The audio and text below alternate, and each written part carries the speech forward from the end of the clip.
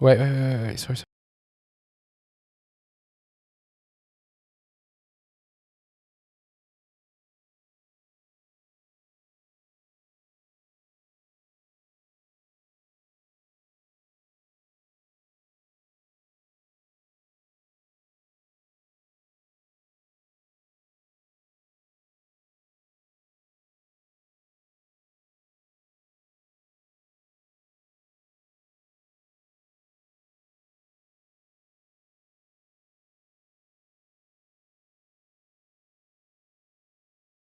Well, hasn't it been an interesting week for the Bulldogs since they found out we're going to the finals? There's been a lot of drama, and the Bulldogs are under siege. And there's going to be a lot to talk about. We're going to talk about all of it today. We're going to get into it. We're not going to be scared to talk about any topic. But before that, I actually wanted to talk about something else. Today's episode is brought to you by Latitude Accountants, small business accountants who just get tradies. Whether you're a sole tradie or running a growing business, Latitude has your accountant needs covered. With a free initial consultation for all ABN holders, please check them out. Visit latitudeaccountants.com.au today. That's latitudeaccountants.com.au. Latitude Accountants, taking the hassle out of your business accounting. We want to thank John and the whole Latitude Accountants team for sponsoring our podcast. Be sure to also check out their Instagram, as they're always doing some really exciting things for their followers. I've got the link to their website down below, but I also have their link to their Instagram down below. And again, really want to thank John and the Latitude Accountants team for sponsoring this show. John also is a very, very big supporter of the podcast and has been for a very long time. So it's just wonderful. So thank you again. Now, want to say welcome, Dibbo. Welcome.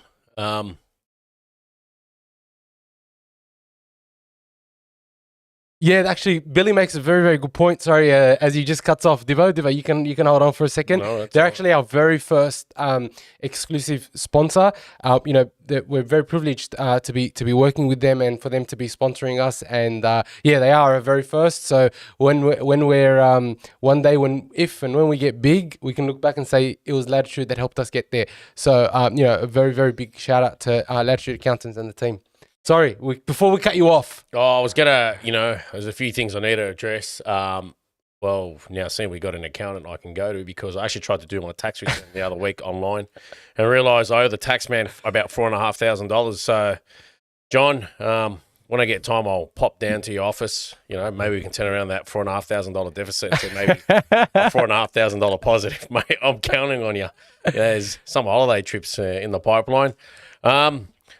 That's something I need to address. So I did try to get a retro Bulldogs jersey, but I'm just at work. We're short-staffed at the moment and didn't have time to go out. So I've been doing long hours. I did try to get Elmo and the producer to go, but apparently no one was free to go to the Bulldog store at Belmore. I know the Hyundai, I was actually checking online. I know the Hyundai retro jersey is available. I mean, sold out rather. So I was settling for HFC finance from 1985 and... Yeah, look, I promise I'll have one next week because I'm confident the Dogs are going to win this week. Don't worry about the naysayers. I know you guys got tailed up the last 2 weeks. Hopefully you guys have regrouped this week. Manly's in worse shape. So what you're saying is you're making excuses so you don't wear a Bulldogs jersey this week. Is that what I'm hearing? Is that what you guys are hearing? Because all I'm hearing are excuses for Divo not wearing a Bulldogs jersey. I pleaded, come on, mate. I actually asked you to get you. I actually then called you and asked you to bring me your spare, but... He had already left home, so... Nah. He actually did... he's a man of his word. He did ask to see if anyone could go pick it up. Unfortunately, we also work too. He's not the only one that works as an underpump, so... sorry about that, Dibbo. In any case, there have been a couple of things that have happened over the last week that I think we need to speak about. I know that the chat is sort of talking about Fox replacement and all these sorts of things. But I think before we even get there, I want to talk a little bit about the Cowboys game as Zatar gives a super chat, free Josh Adokar, hashtag not guilty with $3. Look, we'll get into it. I swear we're going to get into Josh Adokar. But first, I want to talk a little bit about that Cowboys game. I'm not going to dwell too much on it because I don't think it warrants that amount of depth. But look, on the all, I think that was definitely our worst performance of the year. We had two debutants in Jonathan Su'a and Eli Clark on one side, and we had Critter and Kiraz on another. Su'a and Clark, I thought, performed admirably on the weekend for such a big occasion. There was a lot of pressure coming into the game for the Dogs to turn around their form that they showed against Manly. Look, Su'a ran for 175 metres and didn't stop running. I thought Eli Clark was really, really impressive as well. He never stopped trying. Got hit in the head, had to go for a HIA test, but made a break, ran for some good meters and tried his absolute heart out. It was just, I think the experience was lacking on that edge, and so they were able to pick us apart. What wasn't so impressive, unfortunately, is Drew Hutchison. He did get hooked at halftime or just about. And I feel like he just wasn't it for us at 6. Potentially could have been our interchange or our 13 or, whatever. I just don't think he's the solution at 6 in any way. He was clearly down on confidence, and our new style of attack was very foreign to him. You could tell he was unfamiliar with the new style of attack that we were trying to implement. Of the 4 times that we went into their 20, two or three times in the first 20 minutes, he either dropped the ball or threw an inside pass or just ran it back in. I'm not going to blame him. I'm not going to blame him at all for the situation. But it wasn't it. And I think Seraldo should have maybe thrown either Justin O'Neill or Bailey Hayward straight in. Now, quickly, Divo, even though he's sitting right here, has just put in a $10 super chat. You absolute legend. He's going in from one pocket to the other. I was on the social. Sorry to go off tangent a bit, but on socials, and I'm gonna just bring it up. 2 things, like obviously when the Dogs lost to the Cowboys, all the haters came out. You think he'd just be banned, but then it ends up just being vile comments. Oh, and obviously what happened with Josh, he went from being vile to racist comments. It's just footy, and, it's just some people are mental midgets, and it just got real vile. And then when, I didn't care, it's only the second result, but it came back as a negative, his second result. For me, that's a win. And then all the haters went back into their cave. So this is to you, the haters. Fuck the haters. Go the Dogs. Hopefully they get the win this week. And, all those Neanderthals can go back in their cave and on to next week. Look, I sort of totally agree with what Dibbo's saying there about people being extremely disrespectful and not realizing that there is a limit. Everybody has, a conscience, and everybody is cognizant of how Hutchison played. You want to criticize his game? Go ahead and criticize. You want to call him crap? Go ahead and call him crap. But the kind of stuff that gets thrown out on social media by, as Dibbo so well calls it, mental midgets, it's honestly ridiculous. Like, I'm on Twitter and we're sharing things, and people are just, honestly, I feel like people just want to talk shit, hide on Twitter and say really, really nasty things. It's not just it's not just criticism, and if it was, I don't think anybody would have an issue. It's disappointing, but not to be unexpected, really. I love how Phil Gould conducted himself. Good. Deflected away from his player. Didn't throw him under the bus. I'm sure Phil knows there's more to it, but I like how he played it out.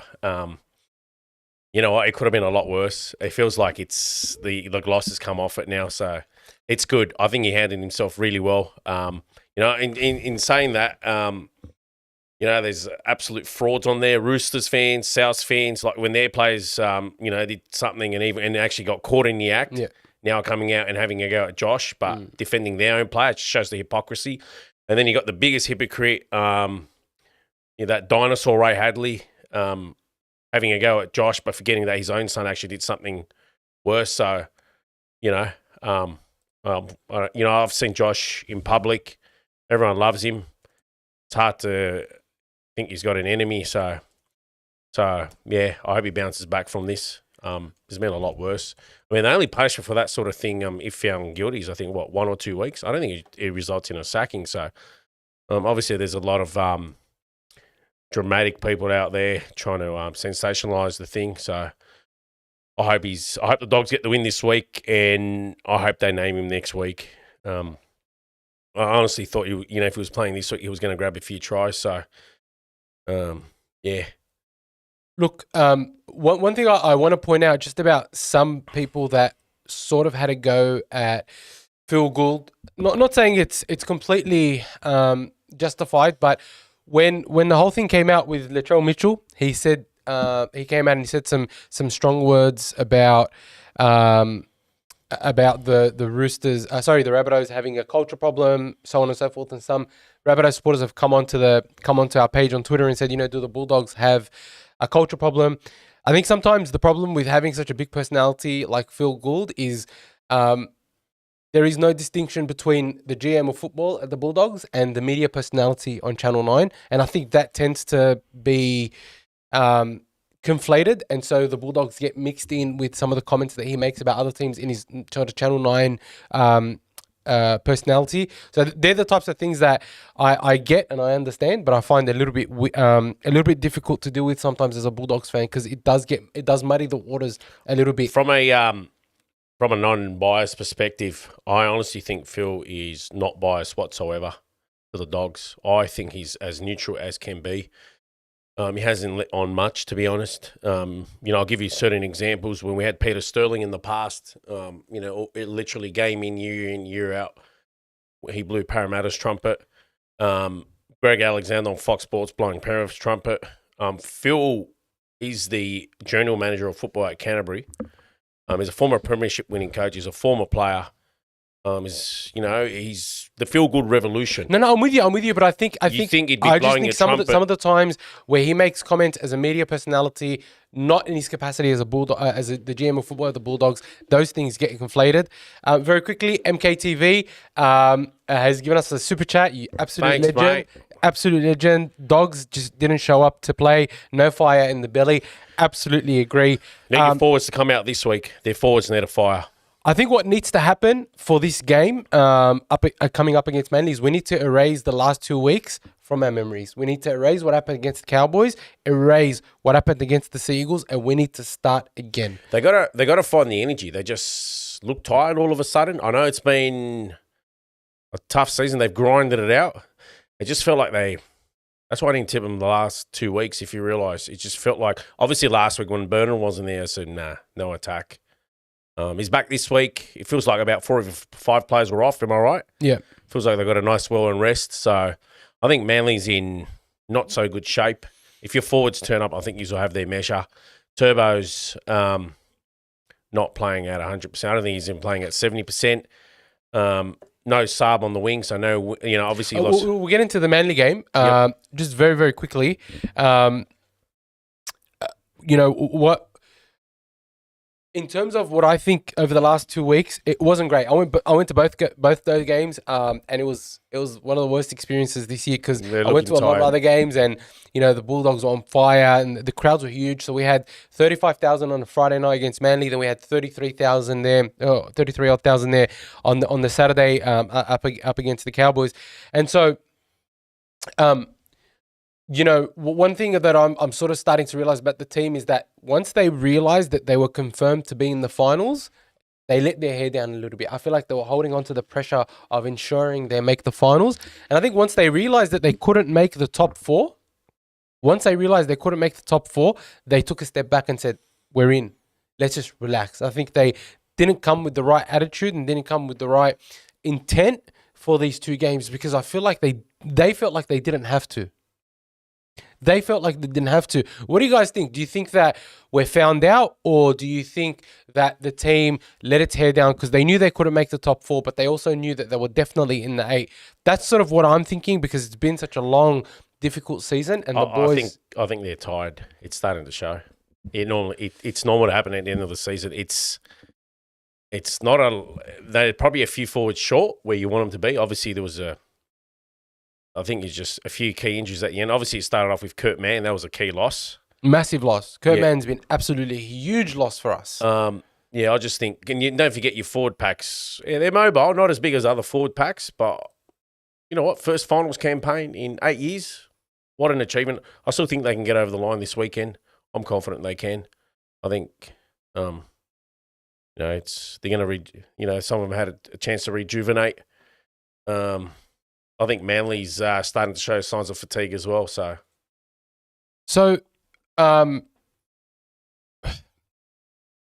there is fatigue. I think there is fatigue, but I also think that the whole idea of holding back a little bit is that fatigue. Is like, let's not go too hard out. Let's not break our backs in these last 2 games. Let's hold out for the first game of the finals. No, you would never do that.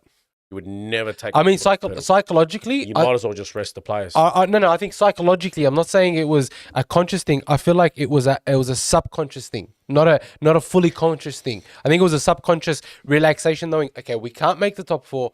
We're not going to get out of the top 8. Let's just take a step back.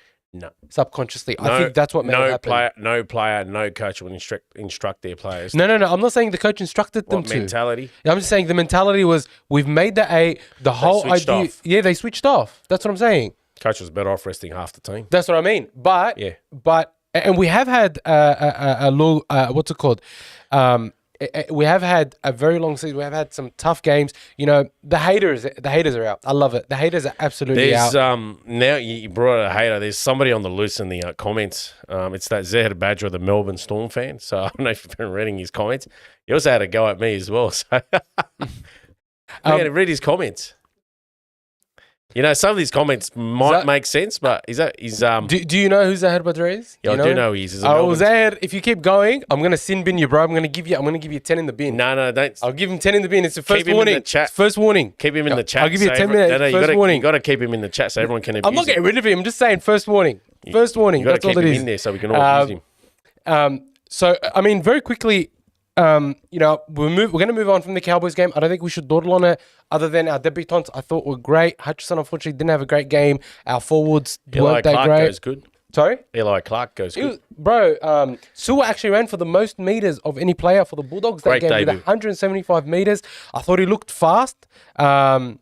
Skelton's back. Skelton is back, but we will get to Skelton in a minute. But I do want to address the Josh Addo-Carr thing a little bit more. I want to break it down just a bit for us. I want to have a bit of a chat, and you guys tell me what you think. Billy, can you put up the Josh Addo-Carr graphic if you don't mind? So, here's what happened, right? Josh Addo-Carr comes to Phil Gould and he says, look, this and this happened on the weekend, on a Friday after watching the footy with the rest of the team, got pulled over, there was nothing in it. It sort of ends there. Josh Addo-Carr didn't lie, but he concealed, didn't tell the whole story. That's the way that Gus Gould is sort of going with it, that he didn't tell the whole story. Now, what's happened is the first drug test was positive, right? Yep. Josh Addo-Carr obviously asked for a second test, and generally they will give you a second test. But what they do, if your first test is positive, is they will not prosecute based off the first test, because there is a big potential for a false positive. So what they'll do is they'll take a second sample and send that to the lab to be assessed for a more rigorous and accurate result of drug testing. Now, you got to think about it in terms of COVID. If you remember, we used to do the swab in the nose and do the tests. They could also give you a lot of false positives, as opposed to the PCR test where you would go and blow into the machine and that'll give you a more accurate result. This is sort of the same thing. And that's what we have to wait for, and that result could take up to 10 weeks. Now, in the meantime, Fox went to the club doctor. He asked for a voluntary P test to show that he's got nothing in his system. Look, there are a lot of suggestions out there that this drug doesn't stay too long in your system, and once he knew he was clean, blah blah blah. Look, taking that test, there was always going to be a risk that if he had done something, if he had taken an illicit recreational drug, it would still be, there's a chance it would have still been in his system. So a lot of people suggesting, that he only did it after he knew he was clean. It would have been impossible for him to know he was clean, especially given that the Friday night before, not even 12 hours, he was tested positive. So, look, I'm not saying he's innocent. I'm not saying he's guilty. I'm just saying that we shouldn't prosecute or judge people before we have accurate and full details. And I think the club's trying to do that at the moment by insisting that it was him that stood himself down for the sake of the team, and it wasn't the club that stood him down.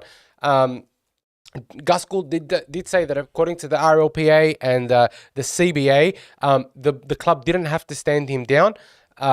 So, there's a lot of conjecture about it at the moment. And, according to Josh Adokar, he said he felt that because the police let him drive away, right, he was sweet. He was good to go because before, the way the rules were, they wouldn't let you drive away unless, they thought that you were completely unaware. Now, it's, again, there's a lot of conjecture. People are already sort of crucifying him. He's, it's trial by media. And look, I understand that, Josh Adokar is a big personality. Latrell, unfortunately, was, caught with something similar, and they are good friends. So everybody wants to make that connection, which is, it's not fair that people are already judging him, based off a lot of conjecture, based off what could be a false positive. I don't know if he's innocent. I don't know if he's guilty. But if he says he's innocent, he's adamant that he's innocent, and he was with the team on a Friday. I'm going to assume he's innocent until proven guilty. He stood down for the sake of the team, not for the sake of whatever. He just doesn't want the media to be on the team. He wants it to be on himself and on Gus. And I think that's a smart move. I think that's a good move. Again, I'm not here to judge. I don't, frankly, what someone does in their personal life doesn't really bother me. It's just that it's affecting the team. But he has a lot to lose. He has the Let's Trot brand that he's been building up for a long time.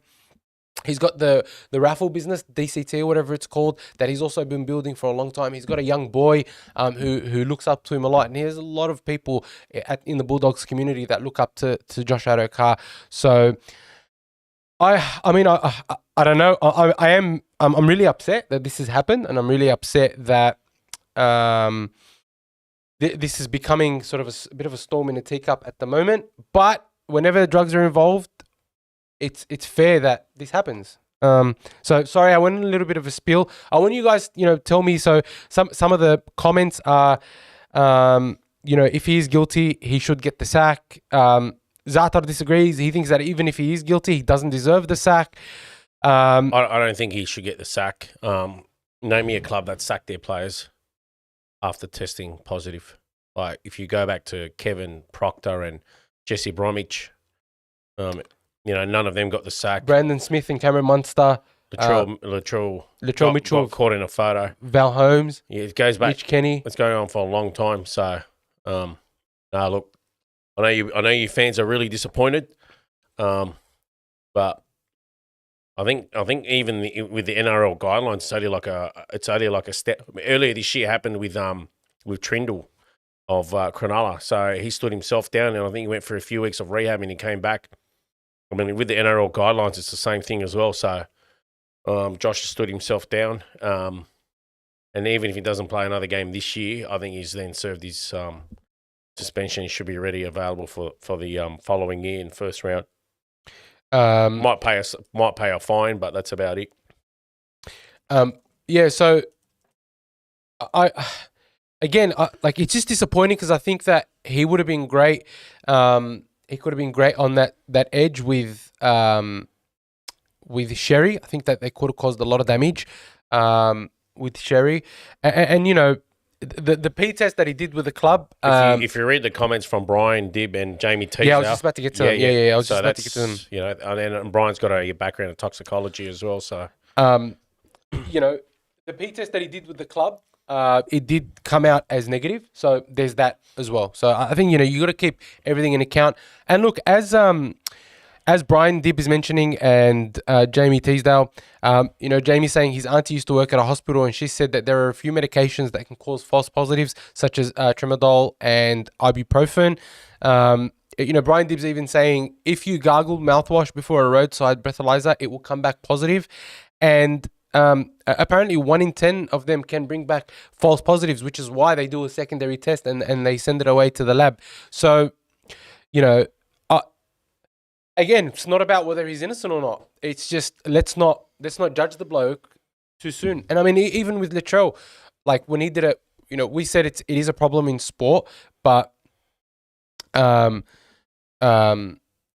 know, it is a problem in sport, but it's not Latrell that's the problem, or it wasn't Valentine Holmes the problem, or Cam Munster the problem. It's a problem in sport, and I think there probably needs to be a little bit more education. The coppers were mainly supporters. About drugs, but Zata has probably come through with the clutch comment of the night so far. The most plausible situation is that the coppers were Manly supporters, and they were paid off. I just want to ask. It's a psyop. It's absolute psyop. What's the procedure here? Like, are the cops instructed to notify the media if someone of note, you know, he's in the wrong of something, like such as drug test, speeding fine? Well, if Joe Blow down the road gets caught with cocaine, they're going to go announce to the media that this Joe Blow got done. Someone of note. Billy, can you change the camera, please? Just someone of note, basically. Yeah, I mean, I don't know why that's happened, but it is what it is. Now, all right. So now what we want to talk about is that's not rumor. It was DCE. So yeah, look, you know, and Luke mentions that his mental health is probably all over the place. I agree. The bloke has been here with the Bulldogs since the very beginning. He came in 2022 when things were bad. He stuck through everything. He stuck through thin and thin. Hasn't given up. We finally get to a finals game, and then this shit comes up. Like, I think he's just on a high, and he just decided to stay on a high. Come on, yeah. You know. Anyways. I feel sorry for him. I do think that he would have been a big part of us winning this week if we were to win. But we digress. We move on. It is what it is. Jeez, hello, Samir Abu Williams. Have I missed you? I don't know. Have you missed me? Jeez, they're coming for us today. I love it. That Zaya Badger attacked me. Now you're getting attacked by someone. Jeez. Yeah. Yeah, look, and Luke mentions, you know, he had an injury-riddled season. He lost family members a couple of weeks ago, and now this shit. Absolutely. It's been an up and down season for him, and I really hope, you know, he says he's innocent. I don't have any reason not to believe that he's innocent so far. So let's, you know, we can, you know, talk about it all day long and do all the conjecture, but I don't think it's worth it. So.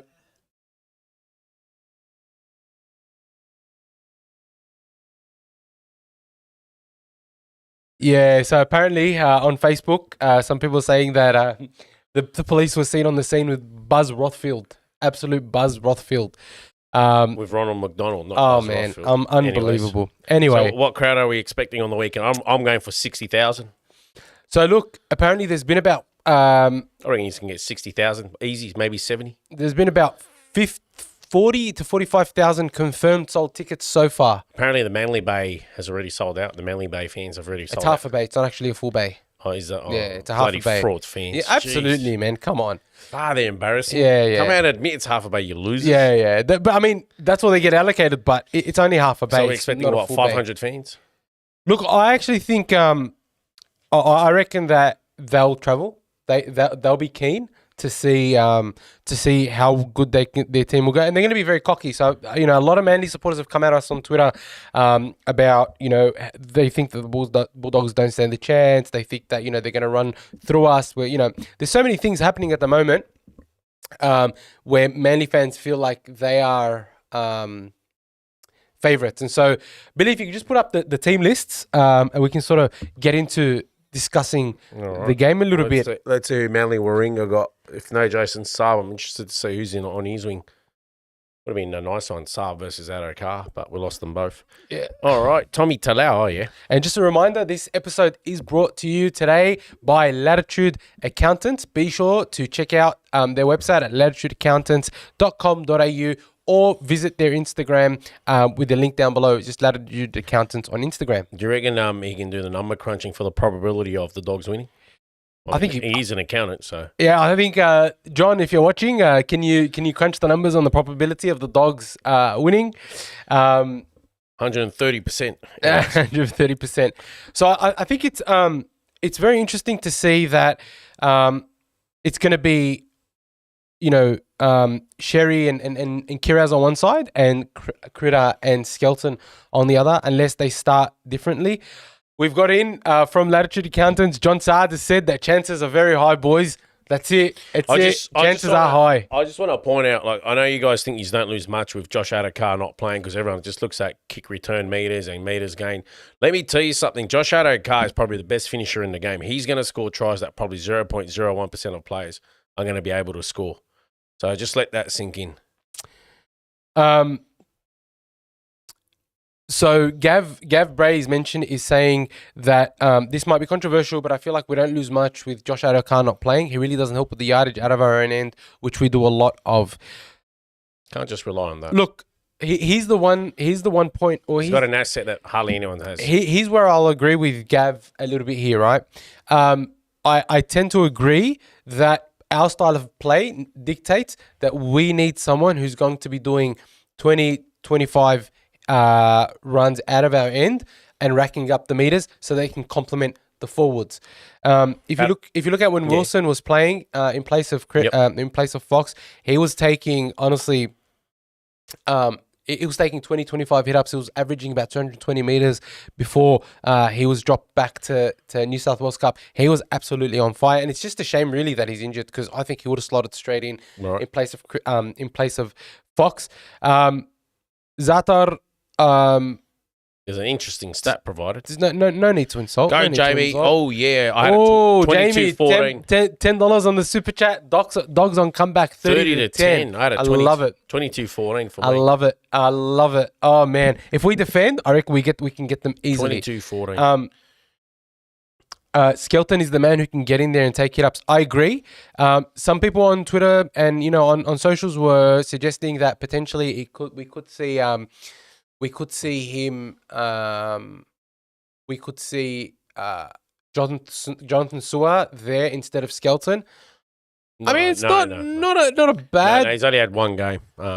I think it's not like it's not like he's Israel Folau standards anyway. Well, not yet anyway. But remember, Israel Folau from the get go was just wow. Look, I thought he showed a lot, to be honest.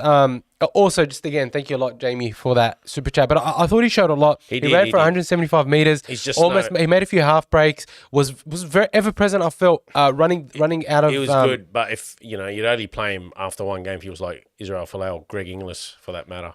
Well, probably more Greg Inglis than Israel Folau, but yeah. I think, look, the thing with Jonathan Sewer is he only started playing New South Wales Cup in July of last year. So he's very inexperienced playing with the big boys. Whereas,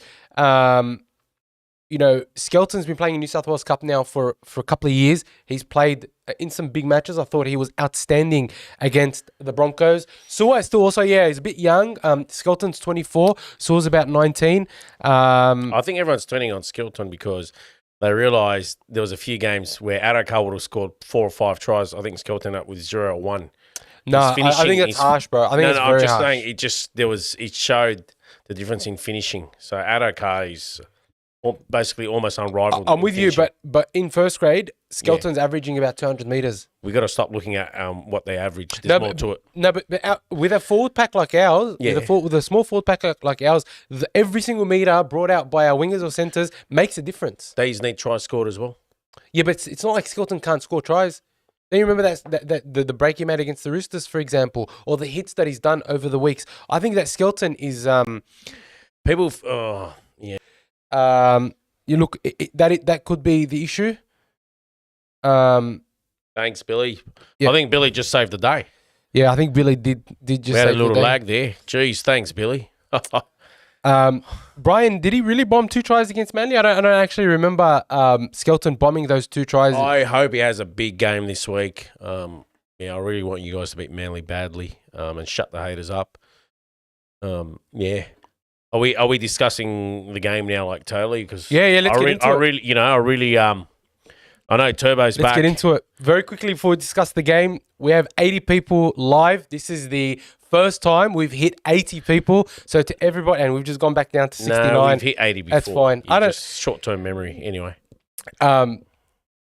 just want to say a big hello to Peter Bulldogs. Thanks for joining, Steve, Zatar, Brad, Jamie, Brian, everyone that's here. Really, really love having you guys. It's such a blessing. Anyway, sorry, back to Dip, you were saying? If you want to run for the lineups, going for the back, Connor Tracy supports well. He might do a turbo on Manly this week. Turbo normally links up and, if Connor's on his game, I think he can. So here's the thing, right? So I'm going to read out the team list quickly. It's also there on your screen. We've got Tracy, Kiraz. If you could just put the team list back, Billy, if you don't mind.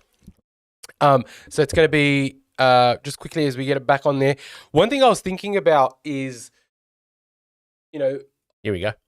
So it's going to be Tracy, Kiraz, Sherry, Crichton, Skelton, Burden. So good to have Burden back. I think his long kicking game was sorely missed against the Cowboys. Yep.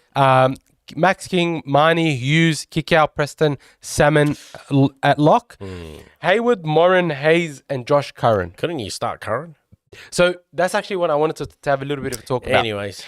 But on the Manly side, they've got Tom Trebojevic, Tommy Talau, Tolotau Kula, Ruben Garrick, Lehigh Hopewadi, Luke Brooks, who plays his first finals game in a very, very, very long time, in 12 years. And it says that's why he came to the Manly Seagulls. So I guess it was vindicated. I think they would have made the finals without him anyway. It just showed Tigers still got last without him. Yeah. Look, it shows he wasn't the problem. Yeah, he wasn't the problem. It just shows there's no impact. DCE, the ever-present 7. Taniela Paseka at 8. Lachlan Croker at 9. Lodge at 10, starting. Ooh, Lodge. Homoli Olakoatu 11. Carl Lawton at 12. Jake Trebojevic at 13. The bench is Ben Trebojevic, Josh Aloye, Ethan Bullymore, and Nathan Brown. Right. Now, I was thinking, you mentioned, could we not start Josh Curran? My fear is that if we start Josh Curran, we will have absolutely no impact off the bench whatsoever. I look at Manly's bench. Ben Trebojevic is soft. Like Josh Alloy gives you impact. Him and Ethan Bullimore is very energetic. That's the way of putting it. Brown's still there. He's past his best, but he still gives you something. But I don't know. I reckon the benches are pretty much evenly matched. Maybe you guys are shading him. I know you got a few midgets on that bench, but Curtis Morin packs a punch. Josh Curran, we know how classy he is. Harry Hayes is having a good start to his career. He's a big body too, so My thing is, like, I'm still sort of at a loss as to why Geraldo didn't. Shout out to the best turbo. Zatar with the super chat has come in. With $3 to shout out to the best turbo, Ben Trebojevic. I agree, he is the best turbo because he's quite poor. I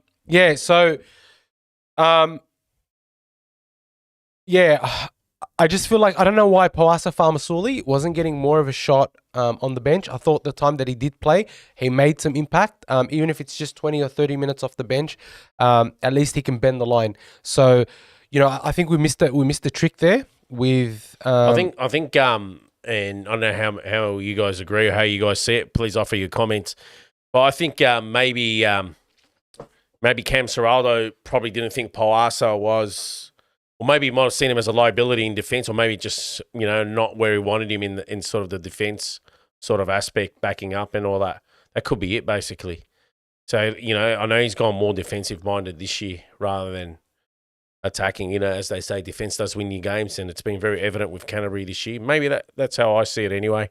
I just think he didn't maybe offer enough for him in defense. That's just my opinion anyway.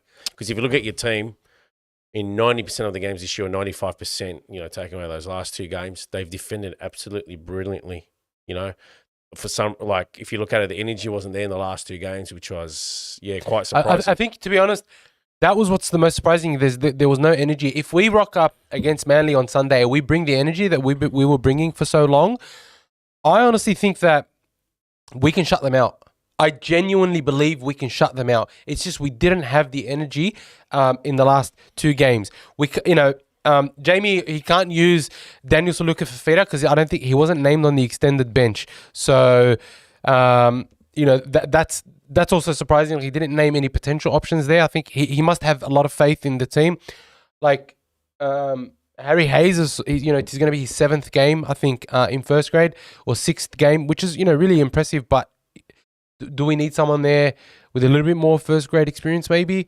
Do we start Josh Curran? I mean, what do you guys think? Should we start Josh Curran? The way I see it is, have you realised in games he swaps Hughes for Harry Hayes, and it seems to work good? That's how I saw it anyway. Like, I remember against the Dragons, Harry Hayes came on for Sam Hughes. Played well. And they were like twins, one would come off and the other would do pretty much the same what the other one was doing.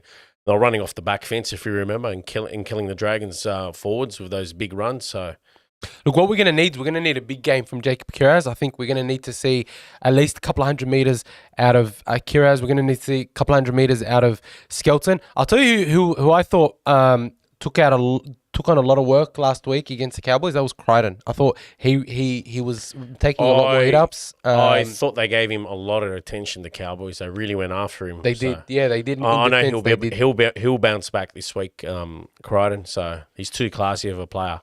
Yeah. Yeah. Luke has made a great point. He says Kiraz back on the wing against Manly will be huge. I feel like when Kiraz plays centre, his impact is stunted. Yep. Just on Kiraz, right? I think when he plays wing, I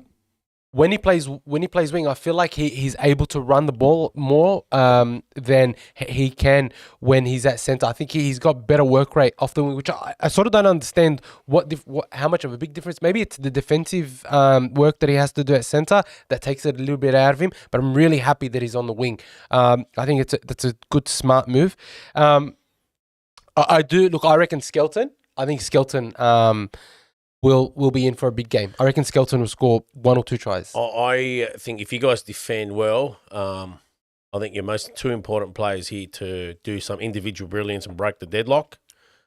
He's flying under the radar. One of them's Bronson Sherry. Oh, he will be massive for us. I think he won't get as much attention. So he's very pacey as well. So he'll be huge for us, for sure. It started Roy in a situation that we saw in State of Origin. If you remember, I tipped Bradman Best to do something.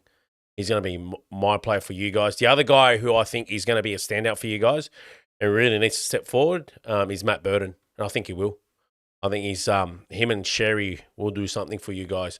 Just need your defence and forwards to step up. And I think, your other backs will complement, as he pointed out, they're meter eaters. I just think these two players I'm going to go through and score some tries and, yeah. Do you know who I think will have a big game? And now that Burton's back, I think Kikau's going to have a big game. He always plays well in finals, and I think on the left side, eh? Oh, yeah. I could just see him. Look.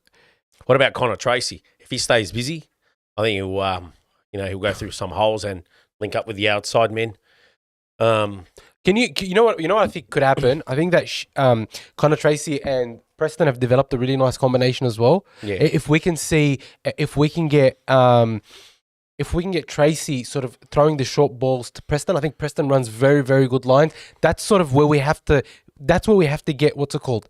That's where we have to get them on those edges with the short passing. I think that Manly and the Sharks showed actually that's the way through the big Manly pack. Whilst on player selections, look, just letting you know what coffee he drinks. He drinks a flat white with 1 sugar. So, but anyway, back onto player selections. Whilst on it, we got to address the elephant in the room. It's been going on for a long time. My mate Finch, it's costing him his mental health. He's not the only one. A few other boys. The elephant in the room is Jamin Salmon. And probably a bit of this lack of size on the bench. Like, guys, offer your opinions why Salmon's there, why there's a lack of size on the bench. My only sort of explanation I got is Salmon does all the dirty work for him. What I mean, dirty work for Serraldo. He's got a game plan. The foiling sort of very defensive game plan.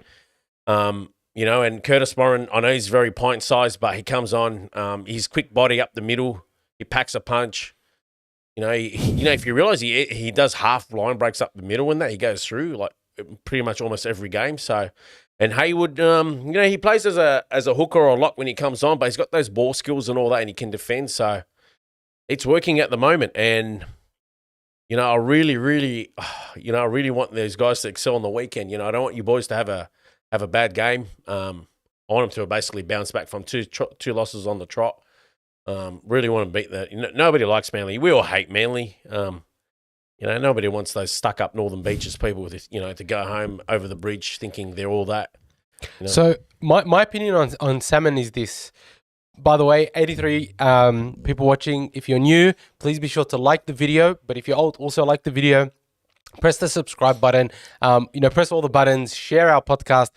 Thank you so much. It just helps boost us in the algorithm and sort of keep us pumping, keep us growing. So thank you so much for everybody that's joining us this evening.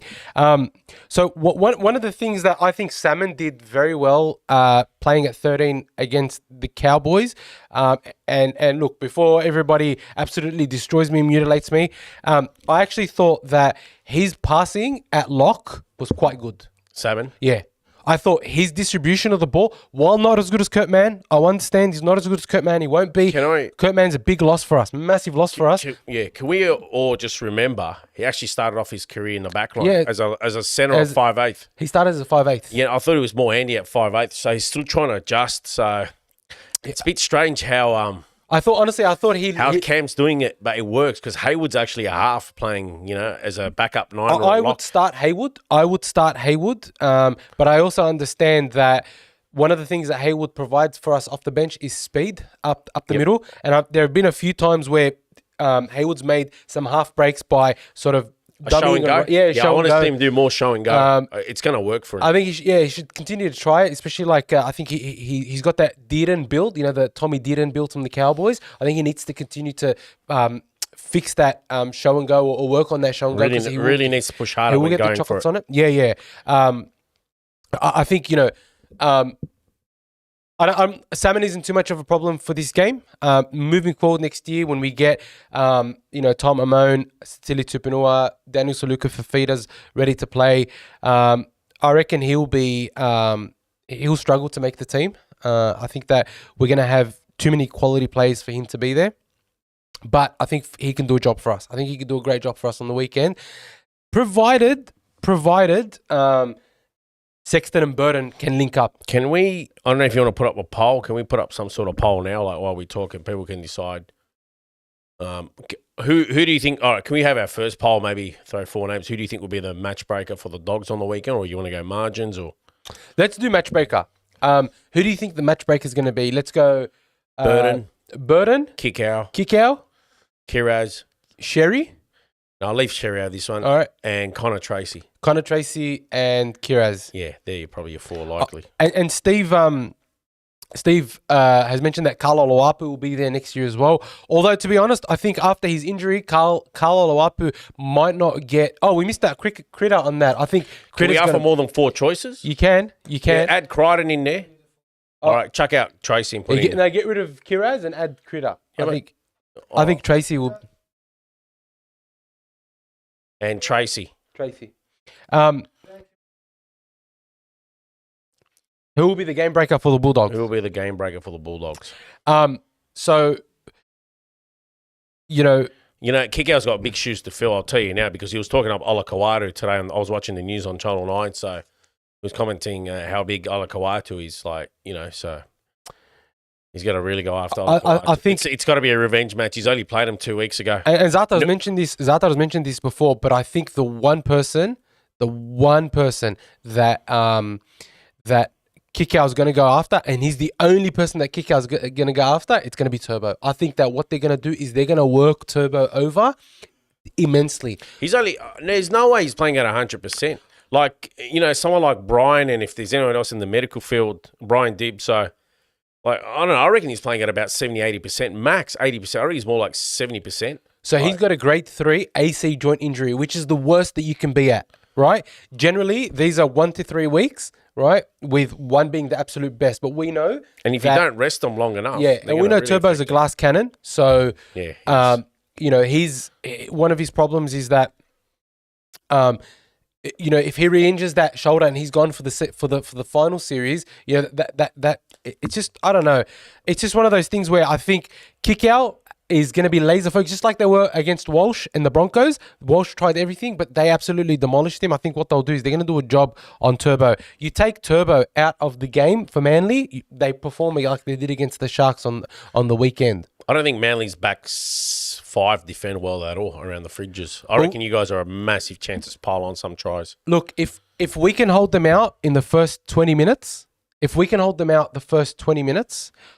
I think that we can come home with it. Just need to defend well. We are. If you guys got Turbo and Daly Chairman's measure, they'll struggle to score double digits.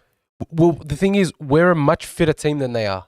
We're a much fitter team than the Bulldogs are a much fitter team it's a than whole new the comp Manly now. Sea So Eagles. it's who brings It's a whole new intensity. comp. Yeah, it's who brings. It's a whole new comp. As Ciraldo said, I think what they're going to do is they're going to absolutely move on from those final two games. The attitude is going to be right. And I'm so excited. Like, honestly, I feel like I like the fact that everybody's writing us off. I like the fact that even though technically the bookies have us as favourites, all the pundits are writing us off. Like, you know, you look at the bloke in a bar, you look at, Rugby League Guru, you look at, Fox League, NRL 360, 100%. Everyone's writing the Bulldogs off, and that's exactly how we like it. Write us off at your own peril. Beware the wounded bulldog. 2004, we were under siege. No one thought we would get to where we got to. I think the most important period for the match will be the first 20 minutes. If Canterbury's front rowers, namely Max King and Sam Hughes, come out firing and hold down against the Manly forward pack, and you guys are sitting even or just ahead, I think that will set the tone for the rest of the match, and you guys should be able to bring it home. Like in that first opening stanza, those two gents are your most important players. Yeah. 91 viewers, eh? Hey, welcome to everyone. If you haven't seen us before, please be sure just give this video a thumbs up and be sure to subscribe. Leave us some comments in the chat. We're having a great discussion on the game, Bulldogs vs Manly on Sunday. Yeah, if you guys hit the subscribe button, I know you're all watching. You can actually offer your comments as well. So you just got to hit the subscribe button. I had a few people at work complaining they couldn't comment. I didn't know they were watching the podcast, and I said, "Oh, okay." Yeah, it's subscribe. Subscribe. You know, you don't need a. You know, it doesn't have to be a paying subscription. You can just subscribe, offer your comments, like to see your opinions. That's it. Some insight. I value everyone's opinion. We love it. Young and old. Doesn't matter, male, female. Like to hear it. Soccer background, AFL, doesn't bother. You know, I love hearing it all. And while we've got you guys here, we've hit 1,000 subscribers a few weeks ago, and what they did is opened up memberships for the podcast. So if Nice one, David. If you enjoy our content and you love interacting with us, what we suggest you do, or what we sort of have if you want to support us, is a monthly membership of $6.99 a month. And what that does is it helps us just pay for the studio, it helps us pay for all the content that we put out, and it helps just fund us. We don't make any profit on this. I don't think we'll ever make any profit on this, unless the Latitude accountants continue to support us. But even then, Thanks, John. Really appreciate it, John. But yeah, it's a very expensive endeavor, and memberships just help us, just cover all the costs to keep us going. The link is in the chat there, right up the top. I've got it pinned. So if you did want to become a member, just be sure to click the link there. But if not, it's okay. We love you guys. We love your interactions. Just like and subscribe. Who are the referees this week? Good question, Brad. Yeah, it's a great point. I actually don't know who the referees. I haven't really looked that up. What's the bet? Is it Sutton? No, it's not. Apparently, it's not Sutton. Everyone's sitting on edge. Is it Sutton?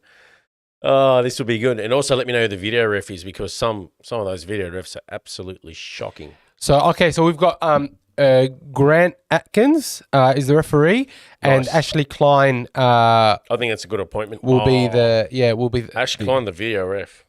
He's better than being the on-field ref. He's better than being the on-field ref. He's better not being involved at all. Anyways. Yeah, and Adam G's been dropped from all games for the finals, which... Yeah, because he's clearing the way for Ash Klein to be the grand final ref. Yeah. They probably were burning. He got it. Doesn't make any sense. And then he was flawless. Oh. That was probably the most flawless refereing I've seen in a grand final. Yeah, last year. That was unbelievable. Yeah, Timothy, welcome to the live stream. He's going to be our video referee. So it's just one of those things where I guess you can't escape mediocre referees in the NRL.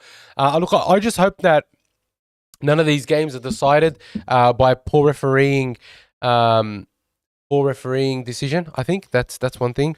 But yeah, look, Abdul Fen just come in and saying Adokar is too much of a loss. His experience would have been immense. Look, I absolutely agree. I think that having him there would have been absolutely fantastic. But It's just not, it's not to be. And I'm sure the team will want to do one for him.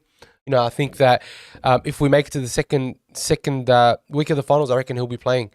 Now, what the other. I think Mark, just to answer, because Mark Jessup asked a good question. Why did Bronson get 4 years suspension for anabolic steroids? I think it was anabolic. Correct me if I'm wrong, gents. And other people get something like a slap on the wrist for other drugs. I mean, is cocaine considered a performance enhancing? No, it's a recreational. It's considered a recreational drug. There you go, Mark. So that probably answers that one. Whereas the other one was a performance enhancing. So yeah, big difference there. MKTV saying Bulldogs should support this cast with some free memberships to give away. You got to go have a chat to John Curry. Yeah, look, the club's been great. John Curry, if you're stalking, watching, about to message Jabdo on his phone, free memberships, mate. Maybe feel good here on the podcast for a meet and greet with some of our fans live in the studio. So, yeah, or Terry Lamb even. So, yeah. I think I'd fanboy both of them, to be honest. Bro, we'll fanboy for sure. For sure. Now, So all right. So now I sort of want to talk about the Manly forward pack. Right. We've spoken a bit about their backs. I just want to talk about their forward pack. They are very inconsistent. Which forward pack is going to show up on the weekend? Do you think that Seabold will have them? They've got a good forward pack. They do. You hit the nail on the nail on the head. But they are very inconsistent. And you look at the names there: Taniela Paseka, fantastic forward. Croc has had some great seasons. Lodge should have played reps already, but obviously injuries got in the way and change of clubs. Ola Kawati's played reps. Carl Lawton, he's the one that flies under the radar, but he's been very solid for Manly. He ran a beautiful line against us for that try. Jake Travojevic serves his purpose, as was evidenced by him playing for New South Wales this year. I know he played limited minutes, but geez, he showed his worth. He was there for obvious reasons. Maybe this game, he plays a lot more minutes for Manly than what we play for New South Wales, but, there's an element to his game that obviously the coaches understand. That's why he's a professional. But I think their letdown might be their bench. I mean, it depends how Josh Aloiai goes and Ethan Blumore, but they might not have much impact off their bench. So on their extended bench, they have they've got on their extended bench, they've got Clayton Folalo, Jamie Humphries, they've got Taufafoa Sipley, and Corey Waddell. I think it's the interchange that's let them down, if anything. Look at that. I wouldn't be surprised. There's not much. I know Alloway starts, but, if those guys have an off game, then it's like Manly's got no good replacements. Yeah, look, someone keeps telling us Ben Turbo's with 15 players. Turn it up. He's a centre trying to play in the forwards. Yeah, he will. I think he will switch the lineup. I don't know what he will do. I think Nathan Brown will probably start. I don't know if they keep Ben Trebojevic on the bench or they bring on Gordon Chan-Kum-Tong or Taufafoa Sipley. So I think there will be some changes to the team. I reckon the Bulldogs might make some changes. I'm not saying they will, because on our extended bench we've got Blake Taff, we've got Lipoi Hopboy, Jonathan Sua, Drew Hutchison, and Chris Patolo. Could Chris Patolo come in and play a role for us in the forwards? Maybe in place of Harry Hayes. No, I wouldn't get rid of Harry Hayes. Maybe have one more big body there. So in terms of what in place of Morin, I think Morin. No, not Morin. You drop Salmon? No. Haywood. Nah, you can't drop Haywood. I would go all right. Then you swap. Then you probably put Curran starting, and then you'd get rid of Salmon, and then you put the other big body on the bench. Then, if you want, I reckon for me, Haywood would be my sacrificial lamb. No, I think Haywood provides too much up the middle for us in terms of speed and defence. Curran, I know he's coming off the bench, but he'd probably get 50, 60 minutes at least. Look, you can see that, but I think it's just to come on when the other fours are a bit tired and make the most of it. I think when Salmon comes on, he needs either King or Hughes to be alongside him. I just don't think he can come on his own with Harry Hayes. I just don't think that they have the go forward that we need. They're just a little bit inexperienced.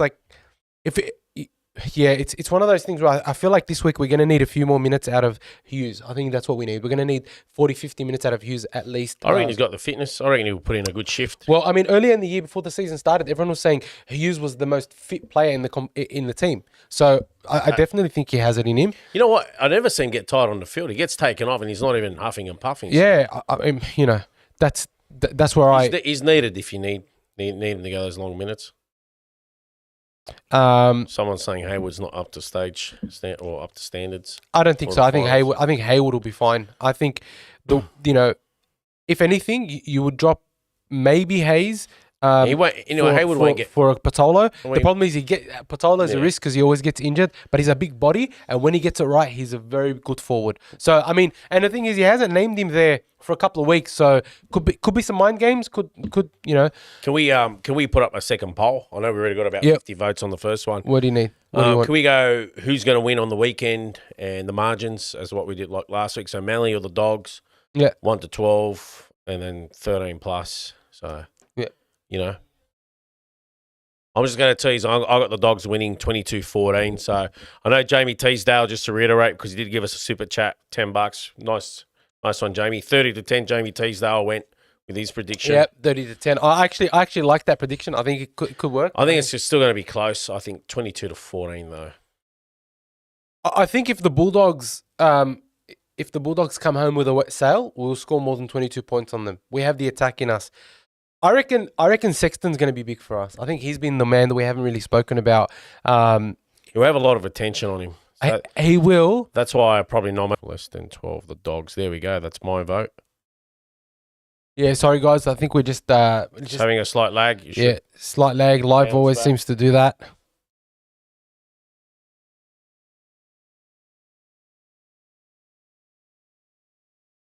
There we go. Yeah, perfect. We're back on. Thank God for that. Sorry, guys. Yeah, not sure what's happening, but we didn't get disconnected. We're still here. We're back. Sorry, guys. Unfortunately, Australia's internet connection's slower than Nauru's. And Nauru's somewhere in the middle of the Pacific Ocean. Jamie, if we get a roll on, they don't stand the chance. Look, I think it's going to be a tough game. It's a finals game. I do reckon, though, that the Bulldogs have been playing finals footy for quite a while. It's definitely our opportunity to prove the haters wrong. And I think it's interesting, the finals games that are on this week. Billy, can you put up Eddie Ward? We're not living in the last millennium, the finals mate. path, the one with the pathways to the grand Ward. final? Looks like you got 98 viewers at the moment. Wow, 98 viewers. Welcome, guys. We're almost at 3 digits. Honestly, I never thought we would get to 98 viewers. If you are new here, please be sure to give this video a thumbs up. You might as well sign on your phone to bring up the 100. Yeah, please give it a thumbs up. Be sure to subscribe. David Lau, we're aware that we had some technical issues and we're good now. I think we got a surge of people watching, and so that's given us some technical issues. But if you look at the path to the grand final, if we beat the Sea Eagles next week, we will be playing the loser of Penrith versus the Roosters. I think, the Roosters, I think they're ripe for the taking. I know they're still a classy side, but they're missing half their spine. They struggled a little bit on the weekend. Yeah, they still got the biscuits. Souths are dreadful anyway. South were never in it. Hopefully they get the wooden spoon next year. I know they got Wayne, as much as I like Wayne Bennett, but hopefully they get the wooden spoon next year. They're missing their halfback, their hooker. Not an easy task. I mean, I know there's... look, Kiri's fantastic. It's his last couple of games coming up. There's talk of Joseph Manu. Who got named at 5'8"? No, Sandon Smith. Oh, okay. Yeah, there you go. So they're right for the taking. I think Sandon Smith is very, very good. I think he's quite underrated. I reckon Manu's a more threat than him at 6. That's just my opinion anyway. So, just quickly, Matt Williams saying Curran brings the same urgency as Man. I think Curran's great, but he's playing as a prop for us at the moment, and I think we need to keep him there. I think we need to Curran's keep him got a mad offload on him when he gets it going. Asian Boss is saying Sexton's kicking game needs to lift. I think what I've realized about Sexton's kicking game is that he doesn't have a great long kicking game, and I don't think we need to burden him with that. If Burden continues to kick the long kicks and leaves the sort of inside the 20 to Sexton's been absolutely killing it. His short kicking game is perfect, kicking in the 20. Even the little bombs over the top are great. I've no worries with Sexton's kicking game. Even his passing game has come along quite well. I'm interested to see how they combine up the middle there with Salmon and Burton coming back. Honestly, I reckon we can cause a lot of damage. And if we kick our early ball, we could see the rampaging Fijian Rhino absolutely tear them to shreds. But I just want to talk quickly about the path. So if we beat the Sea Eagles, our next match will be against the Roosters. Or the Panthers, depending on who wins. I'm thinking it'll be the Panthers will win, so it'll be the Bulldogs up against the Roosters. If the Bulldogs at a sold out Allianz, at a sold out Allianz, yes, 3,000 Roosters fans, 42,000 Dogs fans.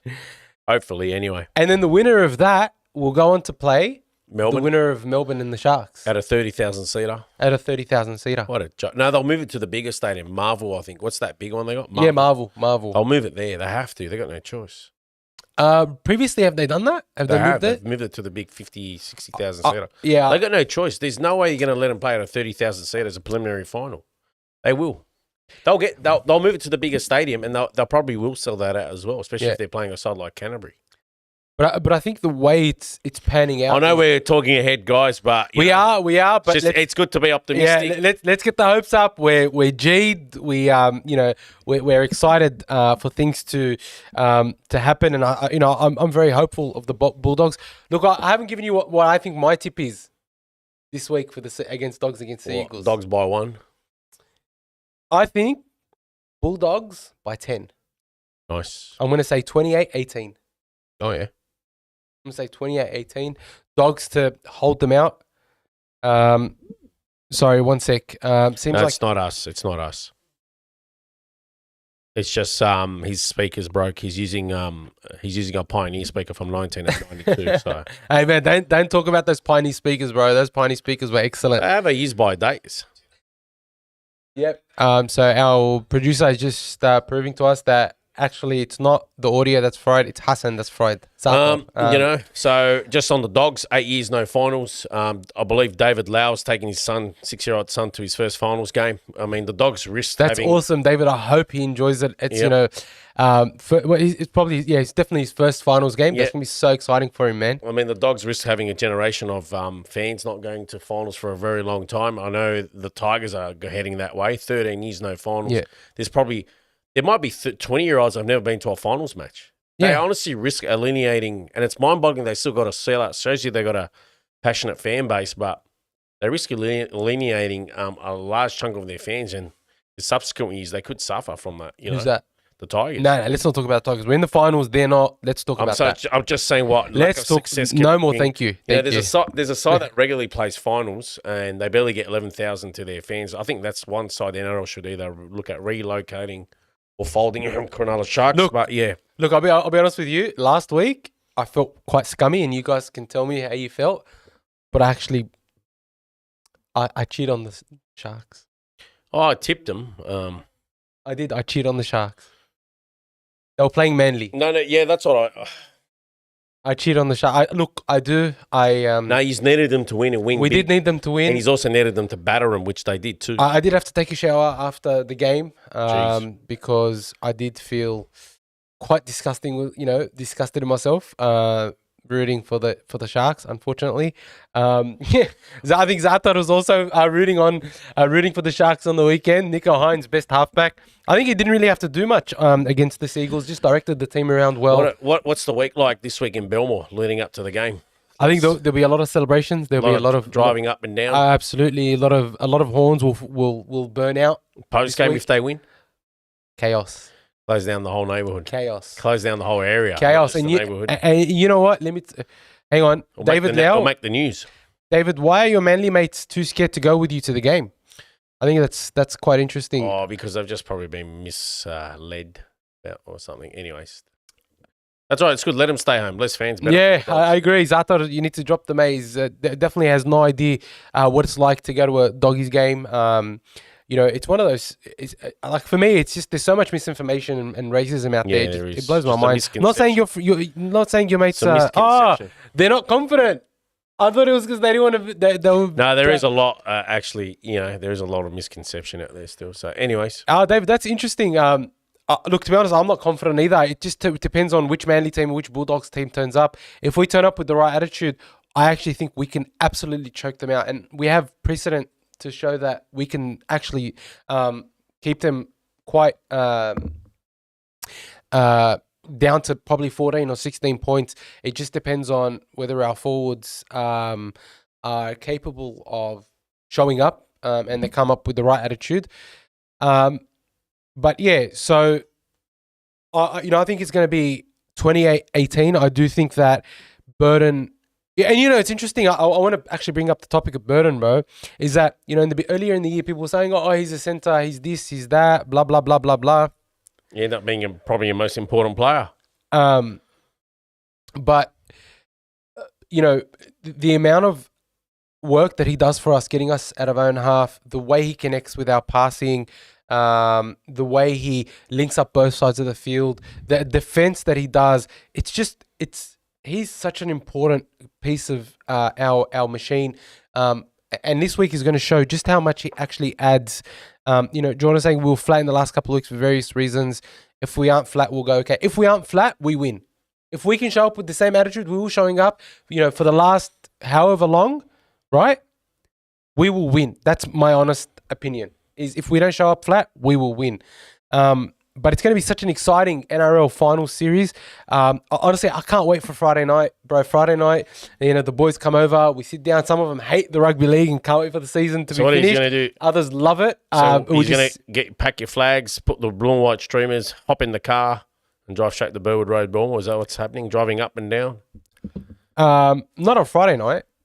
Oh, he's not. He's in the game the next day. Oh, it's Sunday. Sunday. No, but you start from Friday. You do. And you probably even start from Thursday. But I really want to watch. I think the other games are going to be just as exciting. You want to be fully hectic, so you don't start from Friday. You start from Thursday, potentially even Wednesday. But Thursday's the go because it's the end towards the end of the week, or the work week anyway.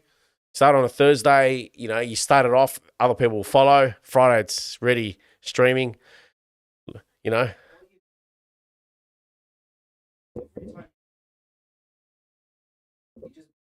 And then Saturday, you go Billy, down. our producer's saying, just put a Bulldogs flag on your car, and then every time you see another car with a Bulldogs flag, you just beep and just keep beeping.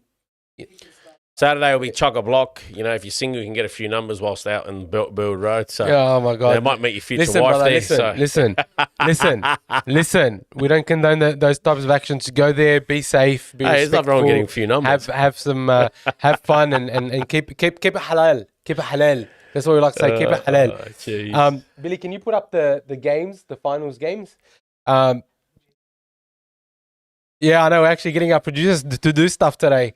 And just a quick reminder. Burger District. Just a very quick reminder that this today's live stream is brought to you today by Latitude Accountants. Latitude Accountants are the exclusive sponsor of the Kennel NRL podcast. They are our first sponsor. Latitude Accountants, they're small business accountants who just get tradies. Whether you're a sole trader or running a growing business, Latitude has got your accounting needs covered.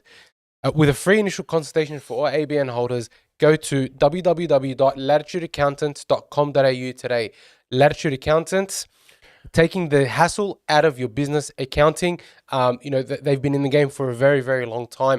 They know what to do when it comes to, to all your accounting needs completely. As if you're like Dibbo and you've got a debt, fair income. Hit up Latitude Accountants. I went online and thought I'll do my own tax return, and I got a Bachelor of Business background.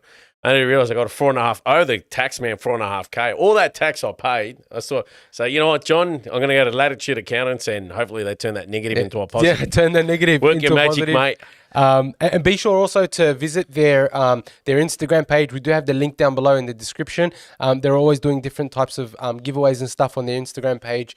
Just go there and just follow them. As I say, support them. They are supporting us.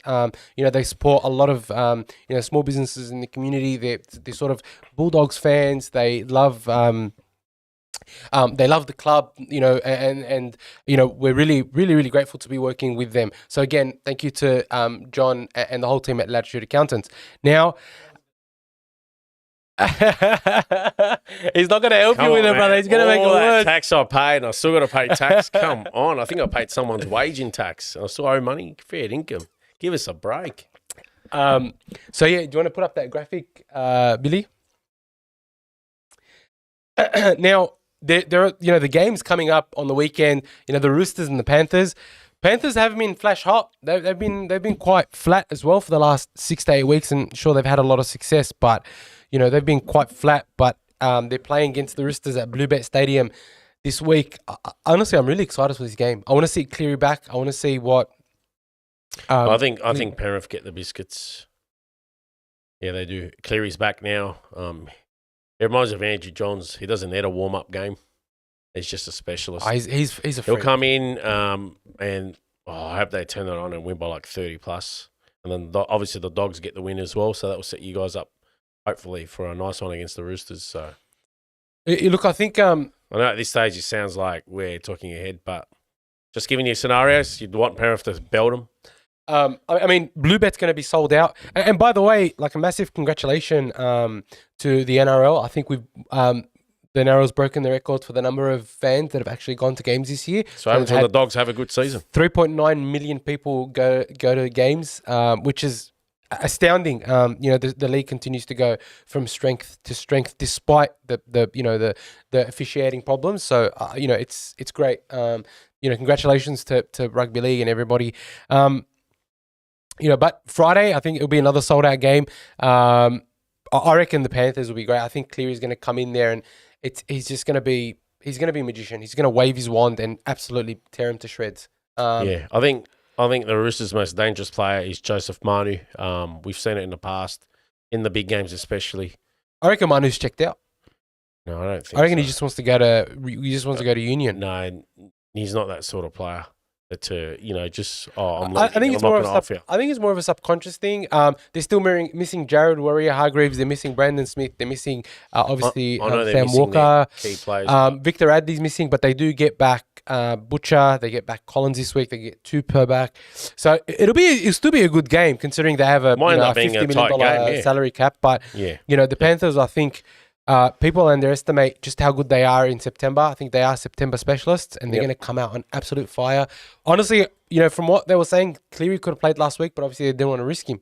So he's playing this week. He should be fully fit, and he's going to have he's going to have his eye on the prize for that 4-peat. As Zatar saying, they're his favourites for the 4-peat, and I reckon they'll do it. I reckon if it's not the Dogs, I'm rooting for the Panthers. That's the way I'm calling it. I totally agree with you. Now, on Saturday at 4 p.m, cannot wait for this game. I think it's going to be a great game. Probably another sold-out stadium. Sharks versus Melbourne, down in Melbourne. Sharks are great. They beat them down there last time. They got a very gutsy win down there. They got a very extensive forward pack, I find. Teague Wilton, Jack Williams, and Britton Nakora. Wow, those edge forwards, when they get rolling, very good. They could easily play in the centres, but when they hit that line, they run. But Teague Wilton was immense. Hazelton is in doubt for this game. He's a big body. He had a decent game. He had a great game for against Manly. He set up a try. Busted the line. I know Cronulla won last time when these two sides played in Melbourne. But I think the Bellamy machine will have their measure this time. I think they were missing Munster, though. They were missing Munster. I think it's and Pappenhausen. I think it's the finals game. I mean, just to show, even St George beat Melbourne in Melbourne. So yeah, it's a good point. Now it's finals. The Bellamy machine will roll on. I think it'll be a lot closer than people think. No, of course. I got Melbourne by 12. So that's only 2 tries. I've got Melbourne by 6. There you go, close game. Honestly, I have Melbourne by 6. I think that it'll be a really entertaining game. Yep. Cronulla too classy not to. Zatar saying if the Sharks Wolves play the way they did last week, they can beat the Storm. I absolutely agree. I think that that if the forwards come prepared for the Sharks, they could cause an upset. But I just don't see it. I think that Melbourne will want to go straight through to the prelim. It'll be very interesting. Of course, you'd want a home prelim final, especially in your own state. It'll be so interesting to see though, if they do manage to beat the Storm. It'll be such an upset, but it's going to be such a cracking game. I cannot wait to see these two packs go head to head. Actually, in fact, even the Panthers and the Roosters, it's going to be a great forward pack. But I reckon the Fish and Leota are going to come out on fire. Now, that the Saturday 7:50 p.m. game up there at Queensland Country Bank Stadium in North Queensland, the Cowboys and the Knights. How the hell did the Knights make the finals? I'm still thinking, how the hell did they make the finals? Not only did they make the finals, they actually started to look ominous. And even the Cowboys, like a few weeks ago, I was like, man, this comp should be a top 5. Because at the time, Canterbury was sitting 5th and they were literally equal points with 2nd, 3rd and 4th, I think. Or yeah, that's right. Win behind. And the Cowboys just look like they were pretenders. But the last 3 or so weeks, they've come good. It's made it look like, okay, it's good we have a top 8 again. Because even Newcastle stormed home. They beat the Dolphins, who are just starting to hit their straps again. And Ponga was just torching them. So this is going to be a good game. Newcastle are still a chance. I got the Cowboys winning by 8. I was actually very impressed by the way the Knights played against the Dolphins. I thought they were fantastic. It was in a good defense. game. It was actually a high quality game. It was a very high quality game. That obstruction call was pretty shit, to be honest. Yeah, who was the video ref again? Very disappointing. I don't know. Fire him into the sun. Yeah, it was. Look, I understand. on a technicality, you can say it wasn't a try, but in a game with so many, with so much on the line, I thought you can't really take that away. Anyway, it is what it is. But the Knights looked good. I'm not sure if the Knights will, but they can cause an upset. Yeah. I think the Knights can cause an upset. The Cowboys have been up and down. I know this is finals, but I think the Knights will bring their A game. And if Ponga's on, I reckon if Ponga's on, I think the Knights can cause an upset. But I'm tipping Cowboys by 8. It'll be a close affair. Yeah, be a good game too. Yeah, look, to be honest, I don't want to take too much out of how the Cowboys played against the Bulldogs because we were not really at our best. So that could also lull them into a false sense of security, the Cowboys.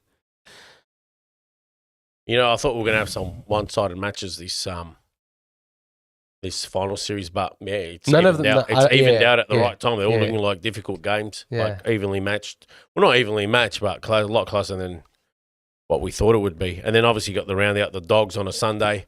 It was originally slated for a Saturday, but the Western City, the GWS Giants and the AFL were going to, they got about 3,000 fans attending their finals game, and there's some concert of who's even singing. So I'm getting old. I don't even know who's singing. No, so 30 Seconds to Mars are playing at Kudos Bank Arena. Oh, I've heard of them. Are they actually playing? Yeah, they're playing at Kudos Bank Arena. Yep. The GWS Giants are playing at their Skoda Stadium. So combined about 13,000, and they're worried that, they should have. I think, to be honest, it was more that North Queensland can get very, very hot on a Sunday at 4 p.m. What, 30 degrees? Very hot, very humid. 30 degrees only. No, I think more than that. When they were playing, the last game they were playing, it was hotter than that. So I think for a finals game in North Queensland, 7:50 p.m. on a Saturday night in North Queensland makes sense. It'll be a nice ratings bonanza.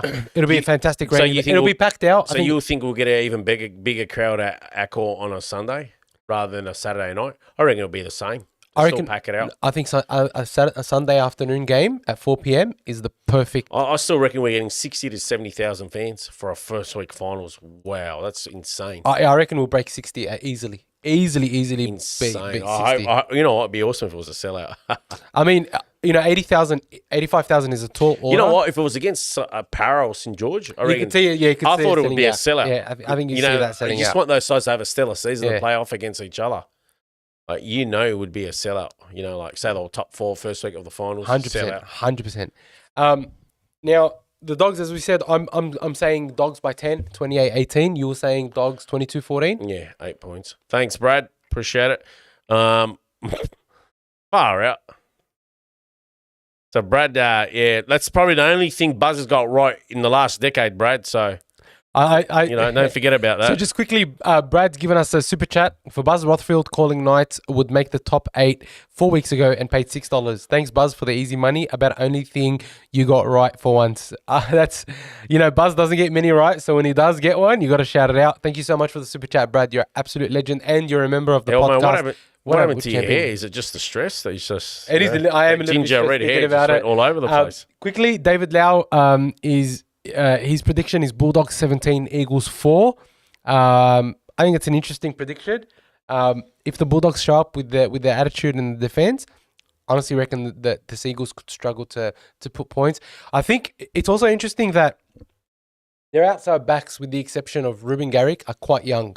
So Tolata Kola, Lehigh Hopewadi, and Tommy Talau, good in their own right. But also, that's right, there's the 1995 grand final. What's this for? 17. Yes, yeah. Steve They're Price quite scored young. in that grand final. So if the Dogs can put pressure on their backs, put pressure on Turbo, I think they can cause a lot of havoc. The one thing I will also mention, someone pointed out earlier in the chat. I apologize, I don't remember who it was.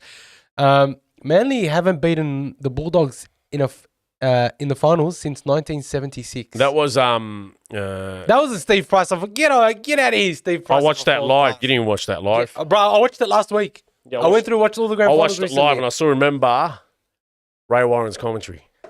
Anyways, on that certain try, but I think it was Oz's Adventures that pointed out 1976. May have been.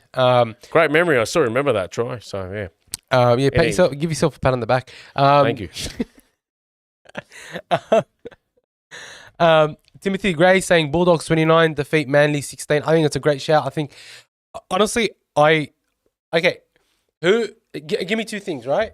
Give me your first try scorer in the Manly Bulldogs match and your man of the match. Guys, leave your first try scorer and man of the match in the comments below. First try scorer? Yeah. Bronson Sherry. Yeah? Yeah. Man of the match, Matt Burton. I think it's a very good shout. Yeah. That's a great shout. Because, you know, I was going to say... He needs to have a big game. He knows he didn't play. Hmm. He's got torched. I'm going to say first try scorer, Critter. Yep. Man of the match, Matt Burton. I think Matt Burton is primed for a big one. I think Matt Burton is... Yeah, Hades saying first try scorer, Kiraz, man of the match, Burton. I also think that's a great shout because I think that they will be spreading the ball early. Look at Manly's back five. To me, he's a good defender there. Even Turbo misses these tackles, but they got Talau. He's very susceptible in defence. Kula, you know, he can miss a tackle, as can Ruben Garrick. And then you got the other young Hopewadi he's only about 80 kilos, Hopewadi on the wing. So I'd be targeting Hopewadi a lot, especially with Kiraz. Is Kiraz facing up against him? Kiraz, how big's Kiraz? About 100 kilos? Oh, Kiraz is a big boy. Don't forget, he runs into forwards. Whether it's Kiraz or Skelton, someone's got to steamroll Hopewadi. I think both. Bro, can you imagine? He's only 80 kilos. Look at him. Can you imagine Skelton Thanks, putting Jamie. Thank you so much for the super chat, Jamie. Dogs will be having a party. Can you imagine? Yeah. Can you imagine Lei Hopewadi running into Skelton's shoulder? He will literally snap him in half. Who is hater? Tariq Ahmed. Tariq Ahmed, the Manly Warringah Trebojeviches. What a call. I absolutely love it. I love it. No, he's saying who's going to be the first try scorer and who's man of the match. I don't think it's what he was saying. No, he is. Tariq, who's your man of the match and first try scorer? Timothy saying Kiraz first try scorer, Burton man of the match. Brad Cambridge saying Critter first try scorer and Preston man of the match. Good to hear your opinion, boys. Like Jordan's gone Brad Moran. What? I think he meant the other Moran. Yeah, he meant Curtis. So yeah, he had me there as I read Brad Moran. Is he a trainer at the Dogs? What's he doing now? I don't think he's with the Dogs. No. Oh, okay. We've got 74 people watching. If you are sort of new here, please give this video a thumbs up. If you haven't subscribed, please subscribe. Leave us a comment. Introduce yourself to us. We love to get to know everybody. Now, Timothy, the club has said that it was just a bad burner on the shoulder. It wasn't actually a structural injury or anything like that, and he's good to go for this week. So honestly, I'm not worried about Kiraz at all. I think, especially off the wing, I think Kiraz is going to have a monumental game for us. I reckon Kiraz is probably going to have his best game of the year. In my opinion, he's going to be massive. I think Skelton's going to be massive as well. Burton Burton's going to be good. I think Burton's going to be good. Billy is our producer, and he thinks that first try scorer will be Critter and Sexton will be man of the match. Now, I think Sexton will be such an integral part to this. I reckon he's going to catch a couple of the Manly guys napping, which is what we like to see. And I think that Manly have vulnerabilities. We do too, but it just depends on the attitude and the energy we show up with. Yeah, Steve saying show your first try scorer.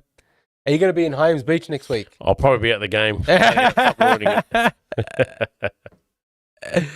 Oh God, it's going to be very, very interesting. Very, very interesting game. Now, Section 105. Yeah, right. I think I'll be in the chairman's lounge, tucking into some I don't know, maybe chicken fennel or something like that. So, yeah, I'll be in the VIP club. Should I be telling them about the bad news for next week? What's the bad news? I actually won't be watching this game. Oh, right. That might be working in their favour. No, that's this week, isn't it? This week, yeah, against Manly. Are you also missing next week's game? No, so I'll be able to watch next week's game. From where? New York bar? Yeah, so actually... What a traitor. He sacrificed the season to go on a New York trip. Here we go. I have to go to New York for work, and I try to get out of it, to be honest. I try to book it on Monday, but I have to be there on Monday. So I'll be in the airplane when the game's It's all right, boys. The podcast will be in good Dragons' hands. So, I'll have no, man, don't worry. We trust the Dragons take over. This will be good. So I'll actually, unfortunately, I'm burning quite bad, to be honest, that I won't be able to watch the game live. So I'll probably be listening to it over the airplane Wi-Fi on radio, and then watching the game as soon as I land in transit. I'm actually, I'm very disappointed. Next week, if the Bulldogs do make the second game, I will be watching it from New York. I will be sharing a lot of content from New York. I'm going to go around and annoy all the New Yorkers about rugby league. I'm going to tell them they should support the Canterbury Bankstown Bulldogs, giving out some Canterbury Bulldogs paraphernalia to random New Yorkers. But unfortunately, I wasn't able to get over. I was actually hoping when sorry, just quickly, when Adam Drusy and Phil Gould announced that the game will be Saturday night at 7:50, I was over the moon. And then turns out that they jumped the gun and called it a bit early, and it's going to be on a Sunday at 4 p.m. I reckon if you really want to increase or spread the gospel of footy, there's a country of about 1.6 billion people. Just go straight to India and, or tag the word India in your comments. What's the likes you'll get? Look, I'd love to spread rugby league to India, but they're a cricket mad nation, bro. They love their cricket. I'm sure it won't hurt having another 10 million fans following the Dogs. No, you're right. Winston to replace me next week. We've got Winston Churchill. No, Winston Neville. We've got some plans for next week. Yep. We've got some good plans for next week. Hopefully everything will be there. I'll still be here. I'm not going anywhere. I'll just have to. He's going to dial in, but I'm just going to ignore. I'm going to have to dial in at 5 a.m. I'm going to ignore his call, so I'll be all right, guys. At 5 a.m. on a 5 a.m. Yeah, New York time. So, but tough. It is what it is. I can't miss the podcast. And look, we're going to be celebrating a Bulldogs win against Manly is what I'm calling it. We've still got 79 people watching. You guys are the absolute best supporters. You guys are the best, 79 watching the whole way through. Thank you so much to all your support. Once again, big shout out to Latitude Accountants for being our sponsors on today's podcast. Thank you so much for all your support. I'd like to see if there's a burger joint or like some food joint sponsored on here, like to spread their food. I'm happy with Latitude Accountants, man. No, I'm just saying on top of Latitude, we've got an accountant and just also what I was saying is another sponsor. Also, yeah, we see. Food joint, I wouldn't mind spruiking their food. It is almost 9 o'clock. Eating. It is almost 9 o'clock. We have been live for. Honestly, I want to keep going, but I think everybody probably wants to go to sleep. And look, the 50% of the people think that Dogs are going to win by less than 12. 87%. Of the people think that it's going to be a Doggies win. I hope that you guys are correct. Tariq Ahmed needs a feel-good sponsor. I was thinking the same thing. What, feel-good burgers? Same thing. Are they feel-good burgers? Only feel-good? Feel-good burgers, yeah. His burgers are nice, man. I think he's got the best burgers in Sydney. He incidentally started off near my house in Blakehurst. Yeah, that's right. I missed him having him down there. Now he's in Strathfield. He needs a visit. Yeah, Is he open tonight? Does anyone know? Yeah, probably is. Opens every night. Right after this. Woohoo. But look, it's been great. Doggy supporters, let's get out there if we can to the game. Let's cheer loudly. Let's make sure we're supporting our team. It's the first time we're in the finals in 8 years. Let's put the Fox noise behind us. Let's celebrate. Let's enjoy. Let's be ready to cheer our team on. That's all we want. That's all we want. We just want to be cheering on and winning. If you support another team that's in the finals, I hope your team goes well. Parramatta aren't in there, so we don't have to wish bad luck to anyone. It's going to be a great final series. I actually think that the quality is going to be absolutely ridiculous. I'm really, really excited. Thank you so much for sticking with us this evening. Really enjoyed all the banter and all the chat. We'll be back here next week to celebrate a Doggies win. If there's anything that you want to reach out to us, if there's anything that you want to know or, want to contribute to the podcast, you can reach us at podcast@thekennel.net.au. It's also on our Instagram, on our YouTube channels. Please reach out. We love the banter. We love the connection. Timothy said, I'd love to come on at some stage, boys. We are working on that. It's just we're moving. We're in flux at the moment with our studio. There is something in the works and promise that we're going to try and do all this stuff and be ready for next season. Thank you, everybody, that you've joined. It's been monumental. What a great evening it's been. We love you all. Thank you. Thank you so much for joining us. Just be sure to give this a quick like if you haven't. Make sure to subscribe, share our podcast. We've got heaps of content coming up. We have guests. We have everything. Thank you and have a great night. We love you all. He's at the game on Sunday, gents. Thanks, Taz. Thanks, Taz, for a $5 super chat just as we're ending. What a great way to end the show. Thank you so much, guys. We love you all. See you on the next podcast. See you guys. What a nice fella.